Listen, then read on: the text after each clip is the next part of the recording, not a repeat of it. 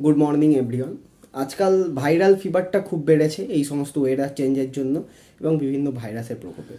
তো viral fever নিয়ে বেশি চিন্তা করার কোনো কারণ নেই। এই জ্বর সাধারণত 3 থেকে 7 দিন স্টে করে এবং তারপর নিজেই ডিসঅ্যাপিয়ার হয়। তো এই সময় বেশি চিন্তা না করে, নিজে থেকে অ্যান্টিবায়োটিক বা সেলফ মেডিকেশান ইউজ না করে শুধুমাত্র সিমটোমেটিক ট্রিটমেন্ট দিন। যেমন জ্বর এলে শুধুমাত্র প্যারাসিটামল দিনে 2 থেকে 3 বার, সর্দির জন্য সেট্রিজিন মন্টেলুকাস্ট, এবং সকালে একটা অ্যান্টি গ্যাস মেডিসিন প্যান্টোপ্রাজোল, ওমিপ্রাজোল, র্যানটাক এরকম কিছু নিন। তো এই জ্বরের বিশেষত লক্ষণগুলো হচ্ছে খুব ঘন ঘন জ্বর আসে এবং ঘাম দিয়ে জ্বর ছাড়ে।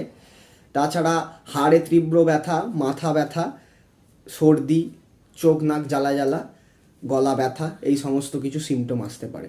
তো নিজে থেকে অ্যান্টিবায়োটিক না খেয়ে অবশ্যই একজন মেডিকেল এক্সপার্টের পরামর্শ নিন।